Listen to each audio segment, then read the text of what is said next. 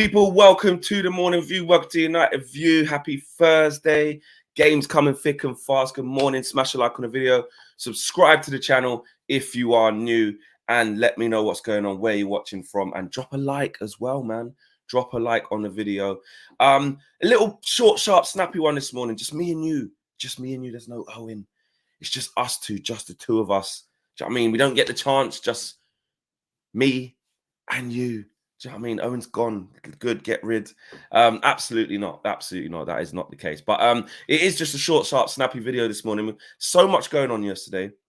So much going on yesterday that we didn't even get a chance to talk briefly about the news that Erik ten Hag was going to sign a new deal, or that the talks had begun to sign a new deal. So I want to get you guys' thoughts on that, then quickly give mine.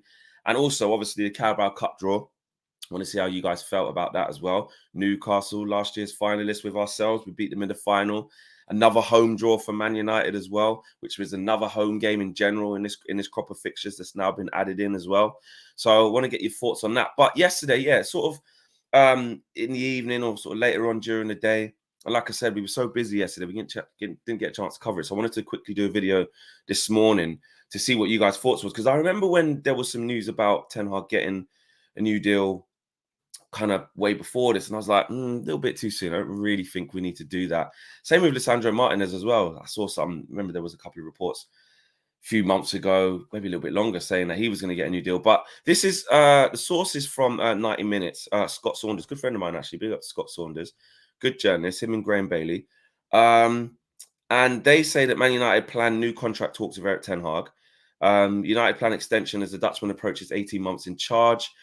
Current deal runs until 2025, which also has an option to further extend. And the club are fully backing Ten Hag despite the difficult starts and obviously, clearly, the off-field issues. I mean, what do you think about that? Is that the right thing for Man United to do?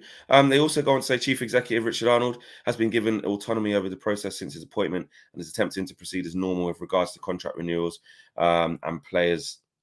For players and staff. So it's up to Richard Arnold, basically. He's been given the license to, to run the club as normal. We know that. Richard Arnold and John Murtough are understood to be very happy with Ten Hag and continue to give him their full backing. And also, I think it's been very well known that recently, Man United have come out with either statements as sources or whatever, or told a lot of journalists that they are fully behind Erik ten Hag, as they should be. Obviously, we've had a shit start to the season, but we're now probably going to start to see us get a little bit of calm as we have a favourable run of fixtures.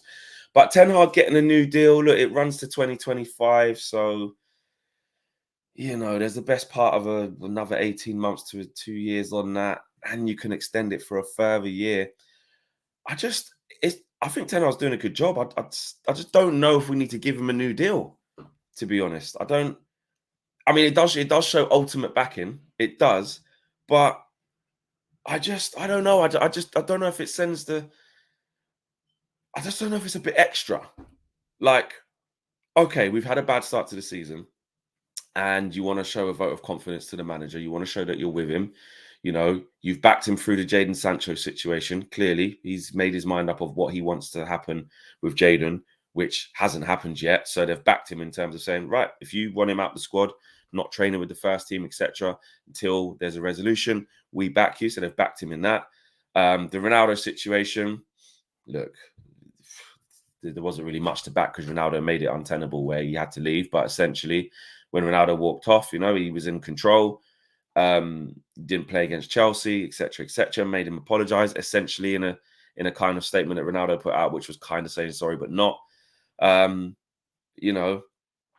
terms of backing Ten Hag with what we've needed, obviously there's a lot of Glazonomics going on, reasons why players, Ten Hag's not getting his players, that kind of stuff. You could say Ten Hag hasn't been backed because we know the situation of what Man United managers have to operate under, especially Ten Hag in this new Man United. He's trying to get the best out of the team. He's trying to reinforce the team. He's trying to sell players. And Man United have been doing the same things, which is, mess it up at times, which I get. But they've also got him a lot of targets and shown a lot of faith in him. They've also, he spoke about that, you know, John Murtough and the club, etc., have a veto on transfers. It's 50-50.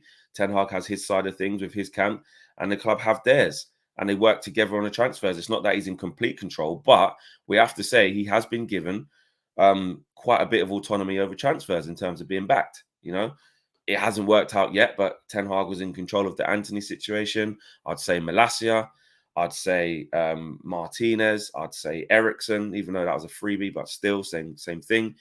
The Onana situation, to let David De Gea go in the circumstances they did, which was pretty poor in my opinion, but to make that decision, that's on Ten Hag. They've backed him to do that.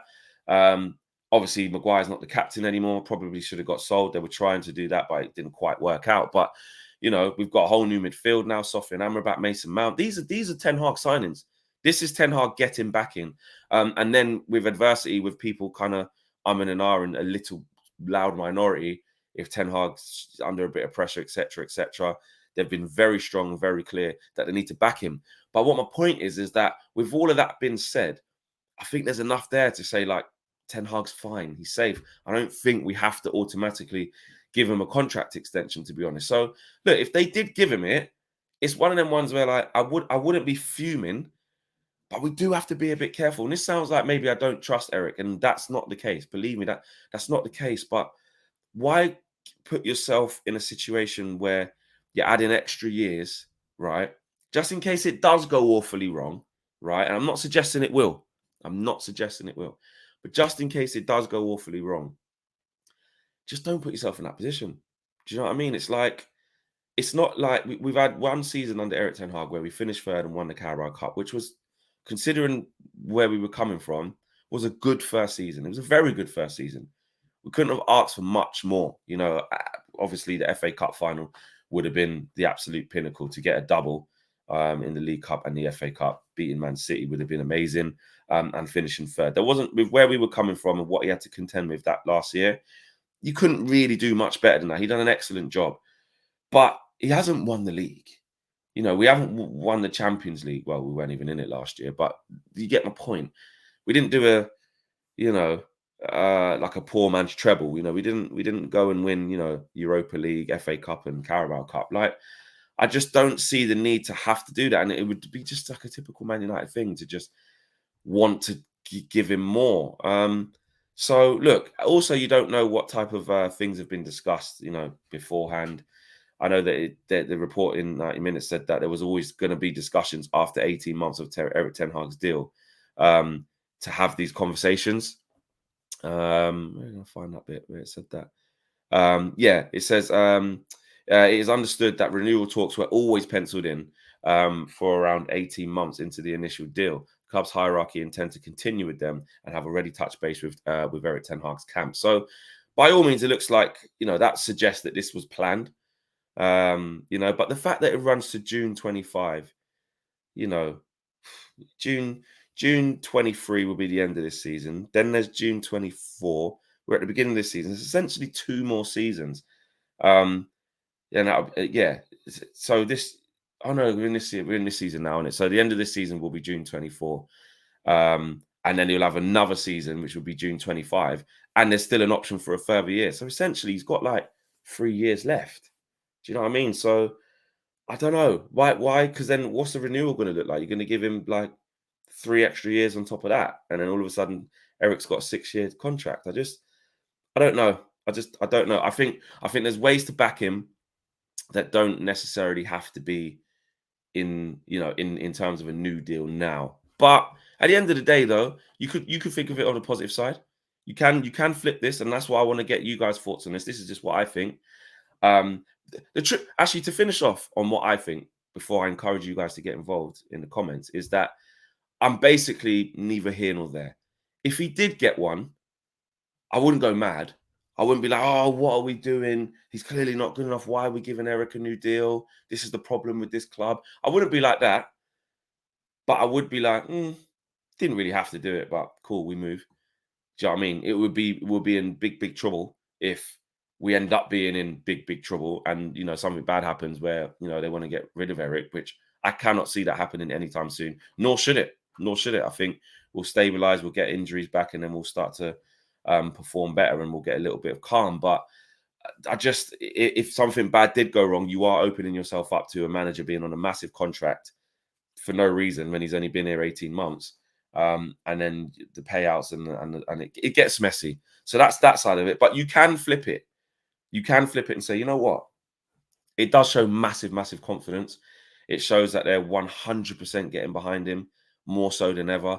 You know, there's been a little bit of adversity, the way you've had to deal with a lot of situations. We thoroughly believe that you're going to be the right man for us, and we are committed to this long term. When we said long term, Eric, and we said patience, we meant it. Here's a new 3-year deal.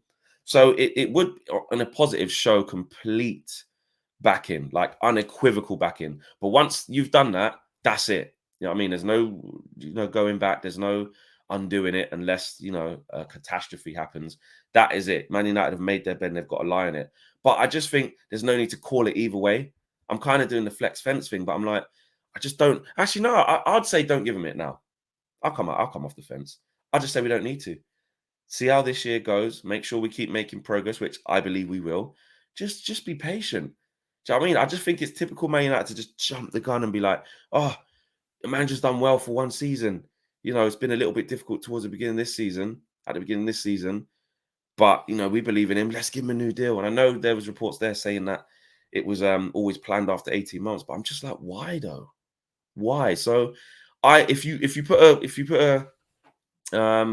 back me into a corner and said, choose Fleck, give him a new deal or not give him a new deal, I'd say as you were. Just leave it as it is. You know what I mean? He's in control of transfers. They're backing him to the types of players that he's getting. We're not getting them how we want to get them. Like it took ages to get Amrabat and things like that. And Højlund, we bought him injured and this, that, and the other. And we wanted Kane or we wanted Ferguson or whatever it is. We might not always get exactly what we want. But essentially, he is in control of a lot of things, especially with how he's shaping this squad.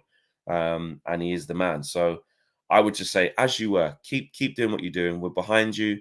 We've always been behind you. And when it gets a little bit further down the line, we'll look at it. I think it's a little bit too early to give him I just don't think we have to do it.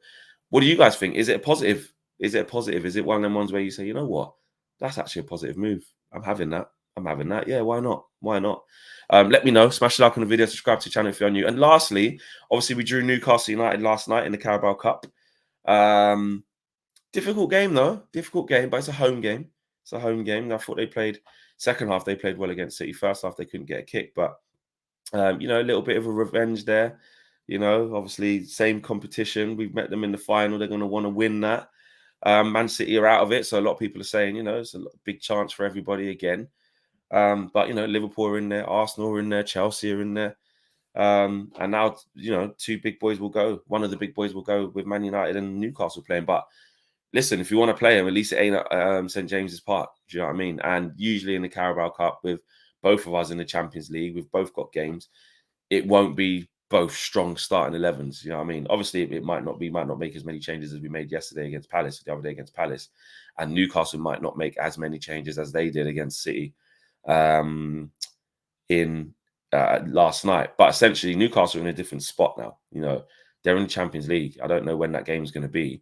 But if they've got a Champions League game, right after it, oh no, it's going to be midweek. So if they're coming off the back of a Premier League game, then they got that, then they got another Premier League game, then the Champions League after that, or vice versa, they're going to have to prioritize as well because Newcastle got big aspirations. But at the same time, first cup in God knows how long for them, 50 years, something like that. No, not 50 years, probably not that much, but whatever. I'm not really big on the Newcastle history, but they will want it. They will want it. Same reason why they wanted it last year.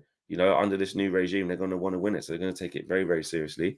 And that will be a tough game at Old Trafford. Exciting game at Old Trafford, actually. But the fact is that it is at Old Trafford, which is a plus. So, yes, exciting time. Another home draw. Owen messaged me last night. I was tweeting saying, yeah, hope for another home draw. And Owen says, actually, I'm not talking to you. You got the judge in when it comes to cup draws. Because I said, he goes, we could win the Carabao Cup again. And I said, not if we draw Liverpool away, Newcastle away, or Arsenal away. Just jokingly, because, we're rubbish on the road. And he's like, actually, I'm not talking to you. You've jinxed it. We're probably going to draw them away. But we did end up drawing Newcastle. So there was it was semi-judge, half judge. But it was at home, so I'm free. So let me know what you think about that as well. So, yeah, another big week. More games coming thick and fast. Palace again on the weekend. Roy Hodgson obviously was talking in his post-match press conference that they'll have to raise the game. And look, they've got quite a few players to come in. It's not going to be as easy as it was on Tuesday night, that's for sure. You're looking at Anderson and Gay coming in. That's their, that's their starting fullbacks, centre backs, to be honest.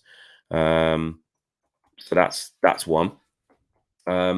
Also, who else going to come in? Eze, you'd expect to come in. You'd probably expect maybe what's his name? Edward to come back in if he's fit. I don't know if he's fit, but he could come back in. So there's a lot. Jeffrey Schlopp as well. So yeah, obviously Dean Henderson got injured, and Sam Johnson will probably have to play. So that's going to be more difficult. But positives for us: can we get Mason Mount staying again? Because you know what, a lot of people saying that Eric Ten Hag doesn't actually need to change that much. The team played all right. Rashford and Bruno will come in. I'm absolutely certain of it. But other than that, you don't have to change that much. Just get Amrabat into midfield. Hopefully, Reguilon's fit, so he plays there. If not, I think even with Palace getting a bit better, bringing in some players, if Amrabat has to do the same thing again, he can do that. He can do that same hybrid role again, inverted fullback. So yeah, roll on the games, and we'll see you all again very, very soon. Preview coming out for the game as well with Jay Knox. He said they were going to win 3-0 last time. Yeah, man didn't even answer his phone when I messaged him. Yeah, coming on here talking all crud, saying that they're going to win 3-0. So we humbled him. So we'll have to see what he has to say for himself later on today as well. So take care, guys. See you later. Peace.